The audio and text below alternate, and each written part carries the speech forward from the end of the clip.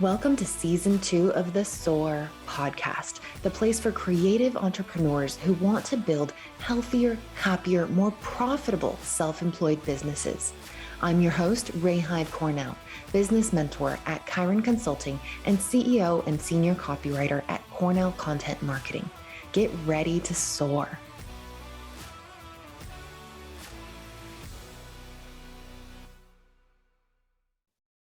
Welcome to the SOAR podcast. Today we have with us the lovely Lorraine Ball. And I don't usually do this, but Lorraine wrote such a beautiful bio that I'm actually going to read it for you, and then I'll let her tell you all about her business. So after spending too many years in corporate America, Lorraine said goodbye to the bureaucracy, glass ceilings, and bad coffee to follow her passion, helping small business owners succeed. Today, the successful entrepreneur, author, professional speaker, and podcast host brings creative ideas, practical tips, and decades of real-world experience to every conversation. Lorraine, tell us all about your business. Thank you so much for having me, Ray. Well, today, my business is primarily an online training business. For years, I ran a digital agency. I had a marketing company. As I transitioned out of that, I kept the pieces that I loved, the podcast and the digital toolbox, which is an online training platform for early stage companies and early stage professionals who are building on what they learned in school, which was theory, and this is much more practical application. Yeah, it's so different, isn't it? I mean, I got my degrees in psychology and marriage and family therapy, criminology. There we go. And so, I can't really speak to what it's like to study marketing and business and things, but for the people who are on my team who are in school right now, they're in college, they're learning communications, they're learning digital marketing, they come into my agency and they go, whoa, this is totally different. The theory and the practice is so wildly different. So you're really bridging that gap for people. Absolutely. Because I've taken a semester off, but I teach at a local university and I'm in their digital marketing program. And we have this ongoing battle with the administration because they want to use approved textbooks. And I keep saying things like approved textbooks, by the time they are written, published, and approved in the world of digital marketing, they're irrelevant. Yeah. Yeah. Yes, so absolutely. So I have all my students, when I'm teaching, do a lot of online research. I tell them who I think are great authors and who they should be following, and let them learn how to uncover new information, because that's really the trick of being successful in the digital age, is learning how to, on an ongoing basis, uncover relevant information. And I love that you take that approach, because that's not just what you need in order to learn digital marketing and, as a student, but as a business owner, you really have to immerse yourself in those websites, the conversations, the hashtags, find your platforms, find your blogs that you like to follow. We're going to talk about SEO here in a little bit, and, finding your right tools. I love KW Finder, but some people like Moz and some people like Ahrefs and, all of that stuff. And you got to find your things that you like, and you have to stay current on all of the changes that are emerging in the digital world all the time. I mean, Google's constantly changing things. Facebook is constantly changing things. Instagram constantly, YouTube just changed their rules again. And one of my clients' videos is now getting flagged. I mean, it is maddening at times. So how do you stay on top of things so that you can teach your audience? So I have, years ago, I used Google Reader. And then when they kind of sunsetted that, I started using an app called Feedly. And it is free. And I really recommend it to anybody, because what it allows me to do is follow blogs and not have to go to every single website. I can pull the feeds from, I like SEO Mod, I like Jeff Bullis, I like Chris Brogan.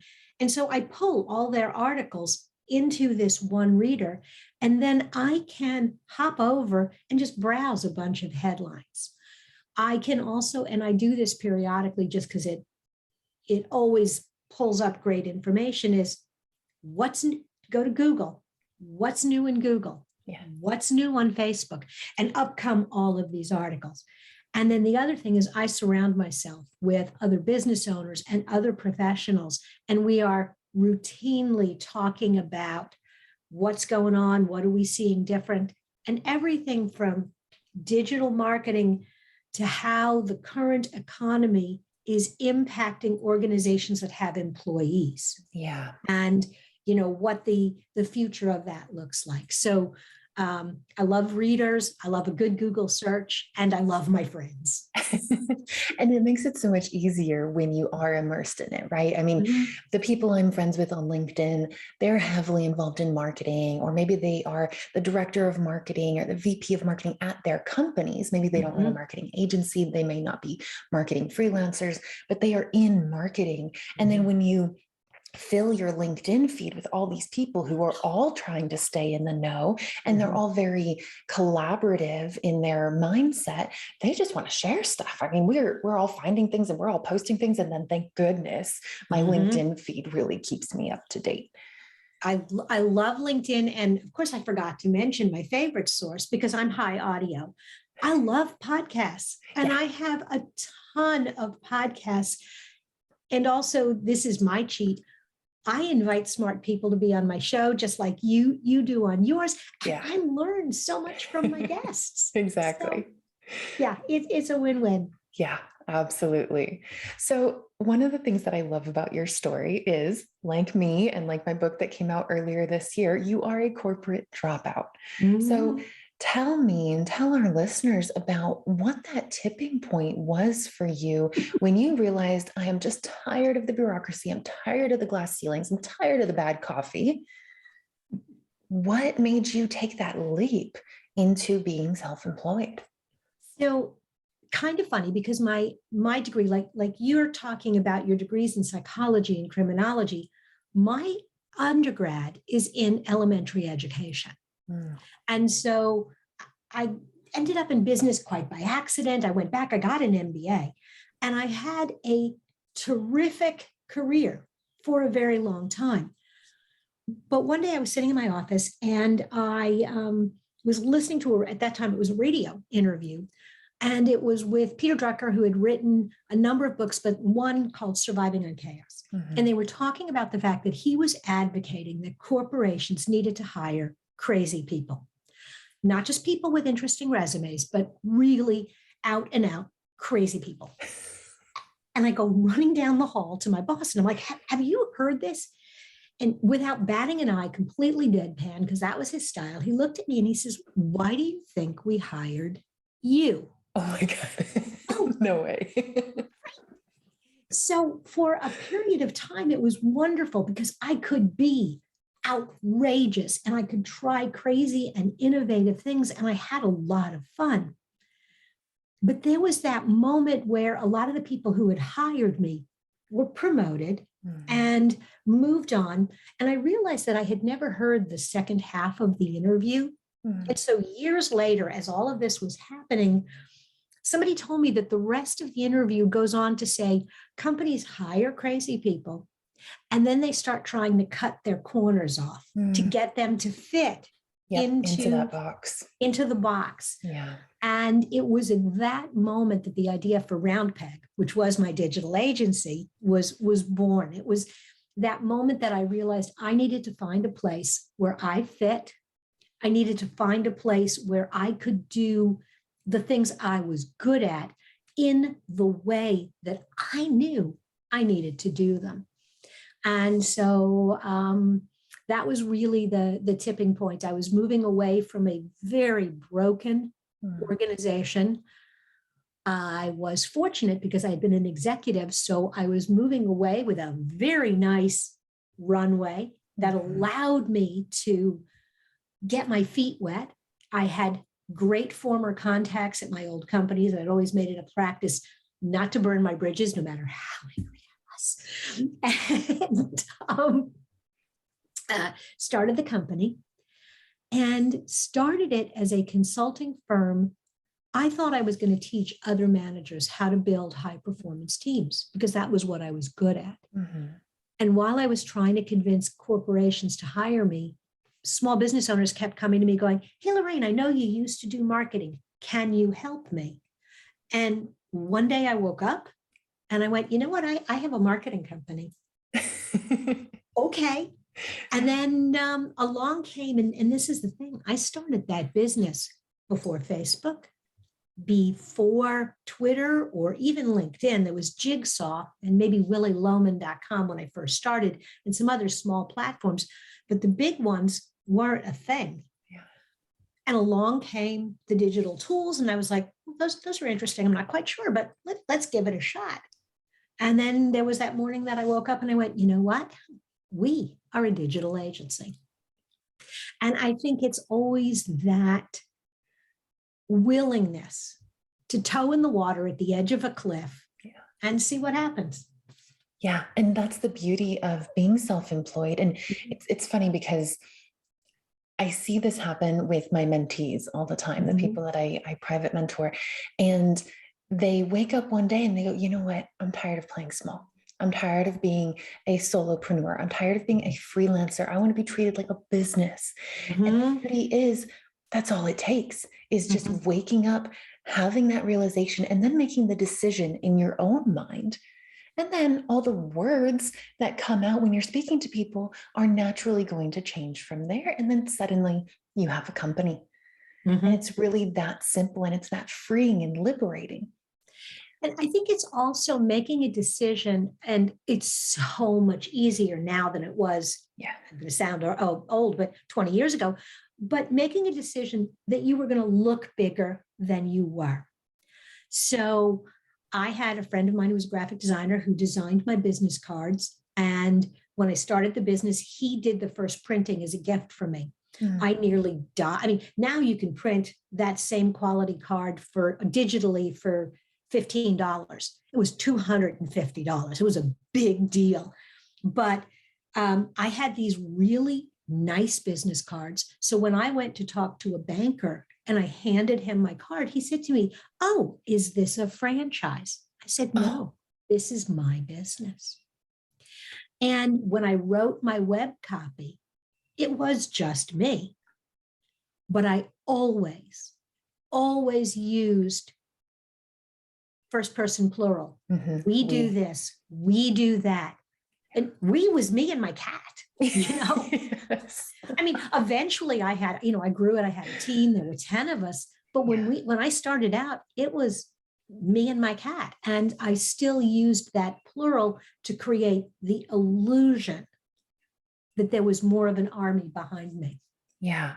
And so do you feel like that's something that we actually need to do in business, is present ourselves as bigger than we are, more established than we are, more supported than we are before we get to that point, almost like seeding the future a little bit? Is that something that we need to do for our own self-confidence and self-validation? Or, and I guess it could be both, do we need to do that in order to actually make the sale and get the clients? I think there are some clients that are not going to care. You know, there are the people that I worked with back when I was in corporate. When David called me and said, hey, I want you to develop a course for me. It did not matter. He knew he was hiring me, and he knew the quality of my work. And so the fact that I was doing it out of my home office was a non-issue.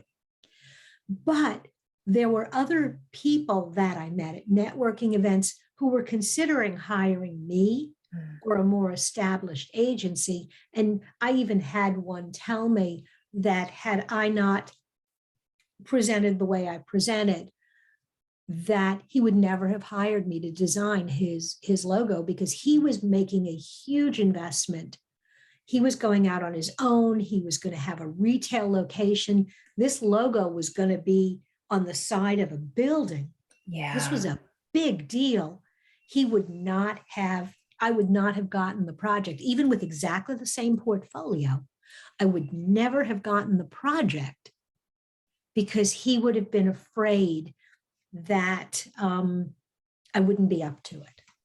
Well, and I think that's the distinction, right? I mean, that's a perfect example because when you're working with big corporations, I mean, multi-million dollar companies, they do want an established business that has multiple people with all their various expertise coming together under the leadership of one expert who's been in the industry for years. That's really what they want. And then you have smaller companies that really want the personal touch. They don't want to be sold a package by one person and then hand it off to a project manager and then have a subcontractor actually doing the work. They don't want that chain getting in the way of their communication and kind of muddying the waters. They want that one-to-one work. And so it's interesting how you describe this client would not have hired you had you not appeared bigger than you were. And I often have the opposite experience where I have to make sure that my leads and my potential clients know you're going to work with me. I'm going to do the copywriting. If you want blog content, lead magnets, I am going to hand that off to my team. If you want design, you don't want me doing that. I can barely do stick figures. But if it's copywriting, you're going to work with me and I will always be your main point of contact. Boom, that sells them because they want that personal touch. And it speaks to what client are you really going after? Are you going for the big corporation or that kind of like smaller mom and pop person who's really the same size as you are and wants the same size as you are?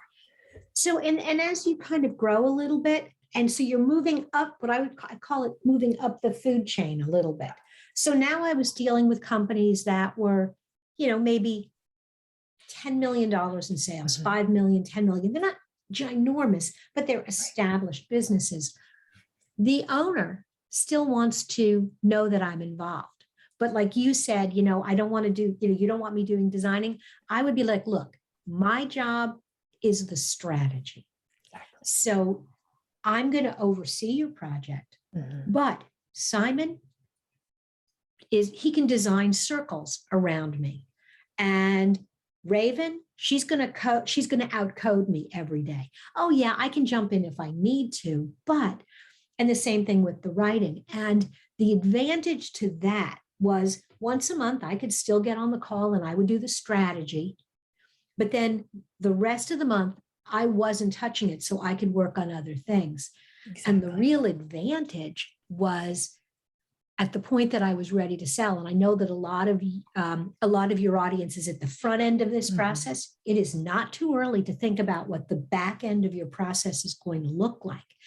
And if 20 years from now, you want to be me selling your business, getting a check every month and going on vacation, you have to create a business that can run without you. And so the fact that what I ultimately became was the salesperson and all of the work and all the relationships were actually owned by my team. Selling the business was a lot easier because the company that acquired us and brought on my people could maintain the relationships with the customers. We had the processes and we had the relationships that existed outside of me. Getting to that point was really tough. And a little of your ego. What do you mean you don't need me? But in the long run, that's absolutely what you need to do. Yeah, exactly. And they talk about this in the book Clockwork, right? Where when you start out your business, you wear all the hats. And if you want to scale, and if you don't want to scale, there's nothing wrong with that. There's nothing wrong with staying a solopreneur, staying a freelancer. If you want to scale, you eventually have to hand off those responsibilities. And oftentimes we think, oh my God, I am the business. There's no way I can remove myself from the business. But that really comes down to an ego check. There is nothing in your business that you cannot hand off. And even something like, I even have a hard time admitting this because within my marketing agency, my whole selling point is you are buying my expertise. You are buying my understanding of human behavior, my understanding of the psychology of buying, my ability, my natural ability to write. That's what you're buying. And so it can be really difficult to set your ego aside and say, okay, well, if I do want to grow my business, scale my business, maybe even one day sell my business, you have to start documenting the way that you do things, putting that on paper, getting it to be less theoretical and more practical so that you can reach that goal. And you have to remove your ego from that piece.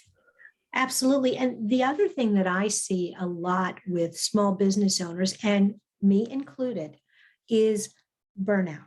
And it's burnout because you think, I can't take a vacation. What will happen? And getting to a point where you hand off enough of your business that you can take a week, 2 weeks, and be away from that business and come back. My assistant got to a point where she could triage my email. I mean, I can pick up my email anywhere in the world, but 90% of my email I didn't need to deal with, she could deal with. And so she would flag the ones that, Lorraine, you need to see this. And the advantage to that, to being able to get away, to come back and discover that my team not only finished projects, but that somebody sold a project while I was gone. Oh my Yay! God. That's crazy. Yeah. You know, because all of a sudden, again, that's when you know you have a real business and you are not self-employed. And even if it's just you and you're just maybe outsourcing a little bit of administrative, you have to have that moment where you're like, today, I'm not turning on my computer and the world is not going to end. And I owned the business for 20 years, and I can honestly say it took me 10 to learn that. Yeah. Yeah. That's the biggest piece. And it's not just business, it's not just operations, but it's also your attachment to this thing that you've built. And so we're going to take a short break to drop some resources for our listeners. We will be right back. Hey, Ray here. Ever wish this whole creative self-employment thing was easier? Like, wouldn't it be nice if there was, I don't know, a step-by-step guide for building a successful freelance business? You know where I'm going with this, right? That guide does exist. Back in the day when I first started out hustling and side gigging, I wish I had a roadmap to fast track my way to self-employed success. So I made one for you. No matter where you are in business, I guarantee you this guide can help you get to the next stage faster, and the next, and the next. Whether you're still deciding if ditching the W-2 is right for you, or if you're struggling with your pricing, business formation, client acquisition, sales, or even health insurance, this guide has everything you need. Get your free copy of the complete guide to building a successful freelance business at chironconsulting.us/guide. All right, and we are back with Lorraine Ball. Now, Lorraine, I wanted to ask you about the second big tipping point in your career, which was actually selling your agency, and you held on to parts of it, and you used that as your jumping off point to create your next iteration of your business. But this is one of the fabulous things about your story is that you have so many chapters, and it feels like you have such monumental lessons and wisdom to share from each of those chapters. And this idea of not just being able to build a business and a living, a reliable income on your creative talents, but then growing it to a point where you can sell it. I mean, that's something that we hear about, Uber and Lyft and DoorDash, and, those companies, they do that. They do the IPO thing. They do the mergers and acquisitions. What is that like as a self-employed business owner to then build up this business and sell it? What does that look like? First off, I think Uber and Lyft maybe made a little more money than I did. Maybe a switch. Yeah. But I think the process for me actually was a multi-year process. And I would recommend to anybody who is thinking that they're at that point, that they're thinking maybe down the road they want to sell, you need to plan 3 to 5 years. And the reason is you're going to kiss a lot of frogs along the way as you look for your prince. I was very fortunate. I joined a community of business owners who specifically owned companies like mine. We were scattered across the country. We didn't compete with each other. So we could be very open about different things that we were doing. And I've had two of my friends who had sold before me, so I could talk to them about their process. And so, number one, the first lesson is talk to as many people who will talk to you about their experiences and ask as many questions as they're willing to answer. And then I actually had somebody reach out to me. He found me and was interested in buying the company. And as we went through that conversation, I worked with someone who helped me find a good business valuation. And there are, if you get online, there are some good, business valuation tools. Here's the tough part of that process. Your business is never worth as much as you think it should be worth. Yeah. But it's a good rule of thumb. Take 3 years worth of income, and then you have your expenses, and then start pulling out the things that will not be expenses for the business when you don't own it. Because they already have the bookkeeper, they already have the CRM. It's that economies of scale kind of concept. Yeah. And also, because as a business owner, there are expenses that you run through the business. It may be your personal car. It may be a salary for one of your children who's really not vital to the business, but it's a nice way to fund, there's all of those things, and you take all of that out. Your internet, your cell phone. I mean, those things that you would still pay for even if you didn't have a business. Right. Yeah. And so you strip all of that out, and now you've got your net income for 3 years. And that's usually a good starting point for what the business is really worth. The challenge is, and this is why I say you have to have 3 to 5 years, you got to put together 3 good years. Now, I had several good years. I had a down year. I had 2 of the best years of my business. And then there was the pandemic. Yeah. So, that's one of the reasons you want to have multiple years, so you can start preparing. You start cleaning up your processes. So now I have an idea of what the business is worth. The next thing that you really want to do is, like you said, document those processes. So we began documenting everything. We actually used a tool called Insightly, which I think is fabulous for small business owners because it is a CRM and a project management tool all in one. And so one of the things that we did, we built a lot of websites. We wrote down every step, what has to happen, and who has to do it. So when we started a web project, phase 1 kicked off, and people got emails on my team that said, we're kicking off this new project. Here's the customer. And it was connected to that customer's contact info. You need to do this. You need to set up the dev environment. You need to register the domain. You're going to call the client and start working on copy. And so as we did that and we kept refining that, it was great for our operations because things didn't get forgotten. You didn't get to launch and go, well, wait a minute, we don't have the domain access. And so it improves your operation. So it's got 2 benefits. Number one, you're creating systems that are worth selling. But number 2, you're improving your processes so you become more efficient, so you make more productive, you make more money. So your business is worth more. I got an offer and we were at round 2. I had pushed back. He came back with more money, and there were 2 deal breakers why I walked away from that deal. The first was they wanted me to stay on for 3 more years as an employee.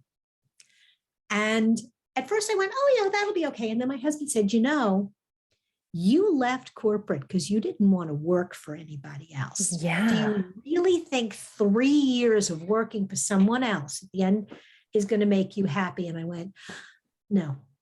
Especially when it's not your baby anymore. It's technically theirs and they get to push things around the way that they want to. It's a different environment. Absolutely. So that was the first thing. And then the second thing was I woke up in the middle of the night and I went, I don't like him. Yeah. And if I don't like him, my employees are not going to like him. My customers are not going to like Yep. him. And so I walked away. But what I learned was I knew what the business was really worth because I'd negotiated, we'd gone back and forth. And so when I was approached another time, and I'd had several different offers over the years, but a serious conversation, first thing in my head was, I like him. I think my customers will like him. I think this is going to be a good fit. I think culturally we're a good fit. And then he came back with his first offer and I went, no. And he's like, no, it's a good offer. And I went, no, it actually isn't. And I don't think he expected, because I was in our conversations, I was pretty low key, but don't let that fool you. Yeah. So the price was fair. Had I held on to the business for a few more years? I don't know, because, the 2 COVID years were so tough. Yeah. So I think if anybody's thinking of selling now, I would say plan it for 3 to 5 years, get your business back up. And then we agreed 6 months that I'd be on a part-time consulting basis and then on call if they need me after that. Mm-hmm. And that was good. That allowed me to step out. I still get a call from an old client and I'll talk to them. I'll refer the lead. The other thing that 3 to 5 years allowed me to do was figure out what I wanted my future to look like after I sold the business. Yeah. And so for people who are thinking about that, who are thinking, oh my God, I don't want to write copy for the rest of my life. I don't want to manage clients for the rest of my life. I want an exit strategy. I want a retirement plan, a legit retirement plan. Settle some myths here for me, because I'm thinking, okay, mergers, acquisitions, do you have to have a 7-figure a year business in order to sell it? No.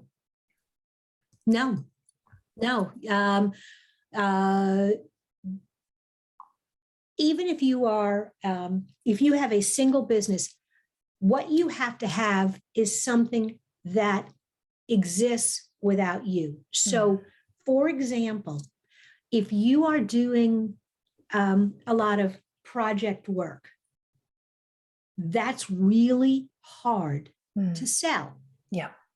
If, however, you have what I would call retainer clients, people that pay you a fixed amount of money every month, or people who come back regularly that you can document that I built their website 4 times a year, they come back and we update it. Every 4 years, we completely rebuild it. And you've got to have that history. You've got those reoccurring revenue streams. Now you have a business. Yeah.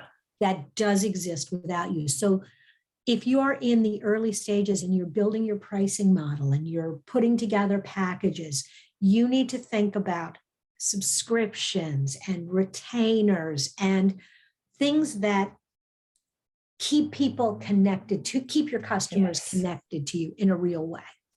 And that's a foundational principle of freelancing from the very start. It's all about relationships. It's all about, people come to me and they go, I'm just so tired of constantly trying to hunt down my next client. I'm always chasing. Retainers. Go to the retainer relationship, because it serves you both. It's a win-win-win situation where you get to predict your income. They get a little bit of a discount because instead of one-off projects, which are always priced higher, they get to save a little, and they have the consistency of knowing this person is solid, this person is reliable, they know our brand voice, they know our brand style, whatever it might be, whatever service you're providing. It's just a beautiful relationship. And whether or not you want to sell your business in the future, that's how you get to stable revenue. That's how you get to that consistent income. How you can pay yourself a paycheck. And then that opens up doors for you down the road where it may be beyond your wildest dreams to sell your business, but you keep that door open for yourself by setting yourself up that way. Absolutely. The other thing that happens with retainer clients, and we had one retainer client that had been with us for 12 years and another that had been with us for 10. Okay. Wow. The advantage is I could write their content in my sleep. Yeah. I didn't even have to think about it. And even when I brought in a new team member, I could be like, okay, look at the library, look at everything we've done and tweak it. Because both of these, one was a company that sold beans and another was a flooring company. So these were entities that didn't really change. There's a new product, but the basic story is the same.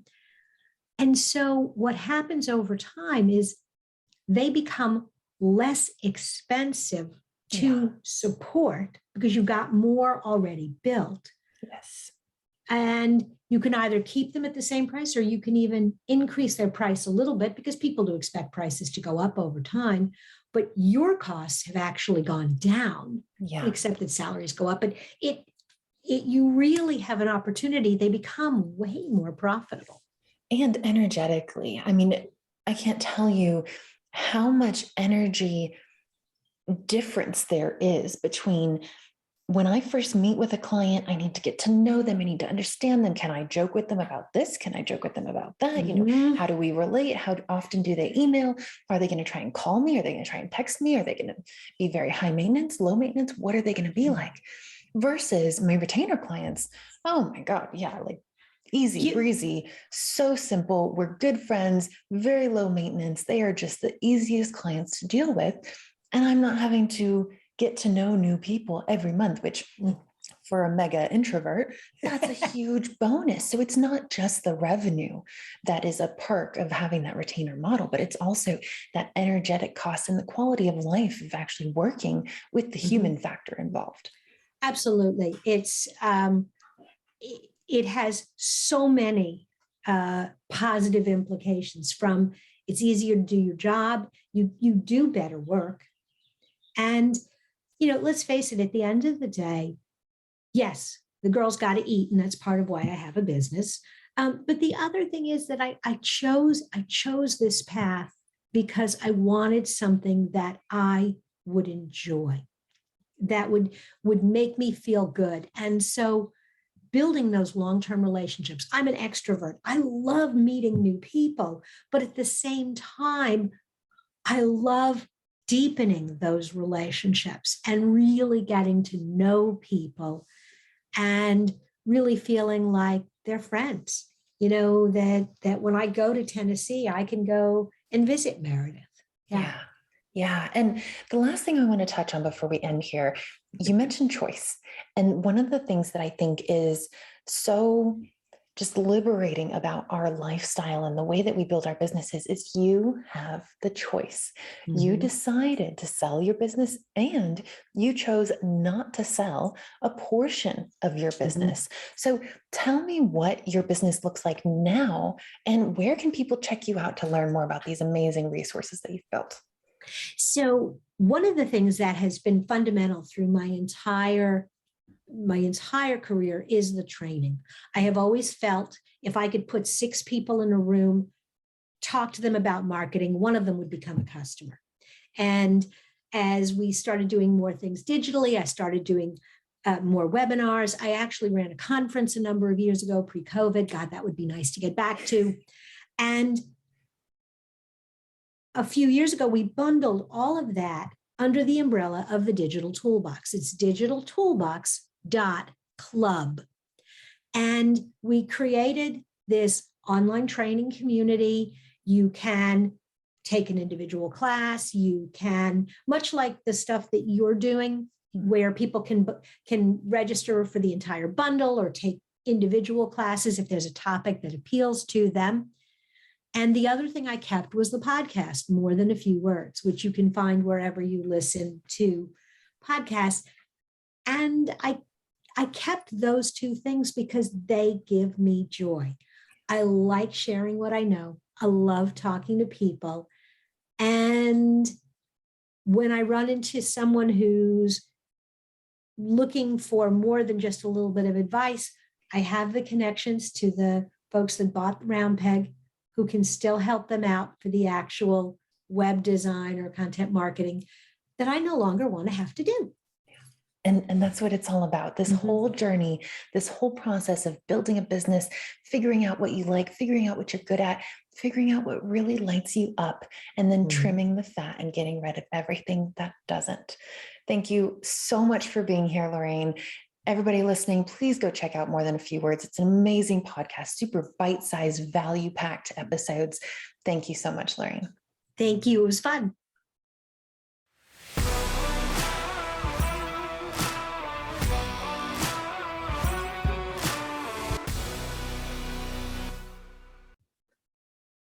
Hey, Ray here again. Thanks for listening. If you like this episode, please subscribe and rate us in your favorite podcasting platform. Want to be a guest on the show or know someone who has an amazing story of entrepreneurship?